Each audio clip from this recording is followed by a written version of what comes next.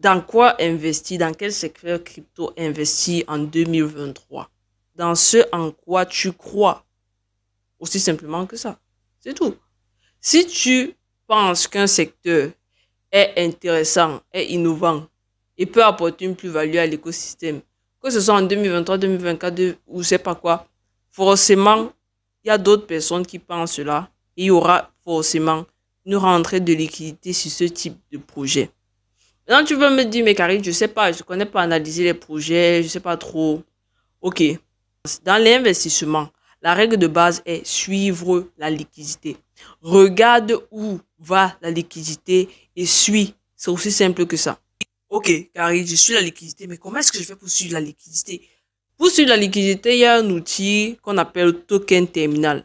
C'est un outil que tu peux utiliser pour suivre, pour regarder les différents écosystèmes ou les protocoles qui génèrent de l'argent réellement. Parce que c'est pas parce qu'une crypto est active que forcément elle génère de l'argent. Parce que dans les écosystèmes, il y a des cryptos ou alors des tokens qui sont utilitaires. Et il y en a d'autres qui sont juste utilisés comme récompense.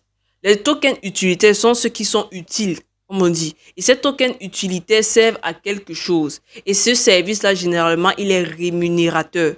Par contre, les tokens qui sont juste de récompense, c'est-à-dire, généralement, c'est sur les plateformes de défi, on te donne un token, mais il n'apporte rien à l'écosystème. Il est juste là comme le token de la plateforme, mais tu ne peux pas réellement l'utiliser pour faire quelque chose. Là, ce sont des protocoles en général qui ne génèrent pas réellement du cash derrière cela. Et quand un protocole ne génère pas de l'argent réellement, ça devient un souci parce que sur le long terme, il n'est pas viable.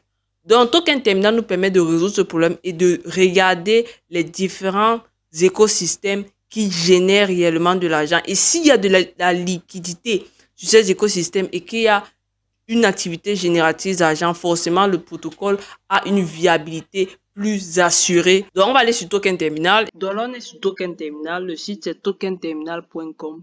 Quand tu arrives pour la première fois sur la page, tu descends. On va juste avoir un coup d'œil rapide. Tu peux entrer en profondeur un peu plus sur la plateforme si ça t'intéresse. Donc ici, juste en bas, tu as les différents protocoles avec leurs frais, leurs revenus et ce qu'ils gagnent réellement. Donc, on te dit que le protocole Ethereum est le premier protocole qui génère le plus d'argent avec 78 millions de dollars de frais. En revenus, ils ont 64 millions de revenus et ils gagnent de manière nette 4,8 millions de dollars sur les 30 derniers jours. Donc, c'est un classement où tu peux voir donc les protocoles qui génèrent. La seconde chose, on va aller voir quels sont les protocoles qui gardent le plus de liquidité. Pour cela, on appuie sur Dashboard. Une fois qu'on est sur Dashboard, on va sur Metrics et on va sur TVL. Donc, la Total Value Lock, c'est la quantité d'argent qui est stockée sur les différents protocoles. Et quand on descend, selon les derniers résultats, on a le protocole qui garde le plus d'argent, c'est Lido Finance, avec plus de 6 milliards de dollars de liquidités stockées sur son protocole. On a MakerDAO en deuxième, avec 6,5 milliards. On a le protocole AV, 4,4 milliards. Curve en quatrième et Uniswap en cinquième. Donc, tu vois donc que ici, tu peux voir ce que génèrent les protocoles, la liquidité qui est bloquée, et ainsi de suite. Il y a plein de choses que tu peux avoir. Le full market dilute, le market cap en circulation, les volumes de trading par token, les token holders, donc ceux qui détiennent le plus de tokens, les frais, les revenus. Bref, cet outil, tu as beaucoup de choses que tu peux trier par exchange, par blockchain, par finance décentralisée, par prêt, bref, par projet même. Bref, c'est un outil qui est hyper complet. Mais je voulais juste qu'on fasse un rapide coup d'œil pour que tu vois la liquidité et la quantité d'argent bloqué sur le protocole, dans la TVL. Maintenant que je t'ai montré et que tu as vu comment ça se passe, j'aimerais te dire ceci. Ce n'est pas le seul critère que tu pourrais utiliser si tu veux faire ton choix au niveau des cryptos. Certes, la liquidité, c'est un point important, mais il faut aussi que tu regardes d'autres points. Là, c'est juste une analyse de la liquidité limité. Il faut que tu fasses, par exemple, une analyse fondamentale, une analyse aussi peut-être graphique si le token a déjà été lancé. Il faut que tu fasses une analyse même sociale. Dans l'analyse fondamentale, je prends tout, hein. Tokenomics, team, projet, bref, marketing, tout ça. Dans l'analyse graphique, c'est très difficile que ça se passe. Tu observes comment la crypto évolue pour avoir les meilleurs points d'entrée. On n'entre pas sur une crypto comme on entre dans le marché. On entre sur une crypto après avoir bien étudié certains aspects. Et enfin, l'analyse sociale, est-ce que c'est un projet qui a l'engouement? Parce que, qu'on ne te mente pas, si un projet est bon, si un projet est performant, il est innovateur, mais que derrière, il n'y a pas un suivi réel au niveau de la communauté ou alors au niveau de l'environnement des cryptos, ça va être compliqué pour le projet d'être performant. Et enfin, le dernier point et le plus important, éviter la surexposition.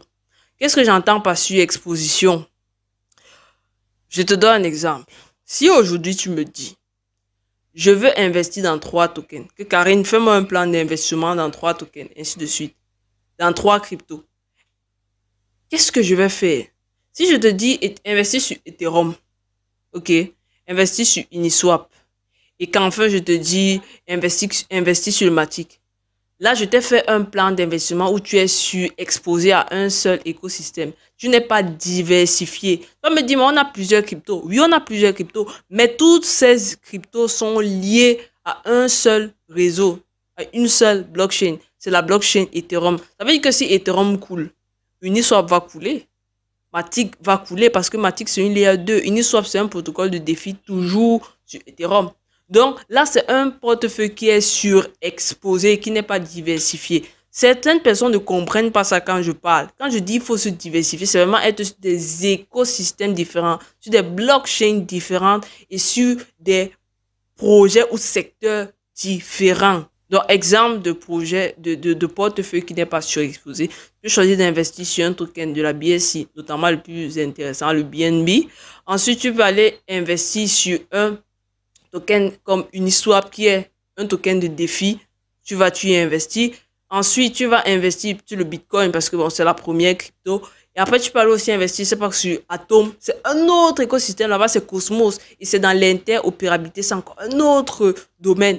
Donc, avec ces 4 cryptos, maintenant que tu as juste ces 4 cryptos dans ton portefeuille, tu as un portefeuille qui n'est pas surexposé, il est diversifié. Maintenant, au niveau des risques, reward, ou alors du risque que tu prends, ça va dépendre de la manière dont tu crées ton portefeuille, les différents pourcentages que tu alloues à ce portefeuille. Donc, c'était une vidéo que je voulais assez courte pour essayer de t'expliquer comment est-ce que tu peux investir en 2023.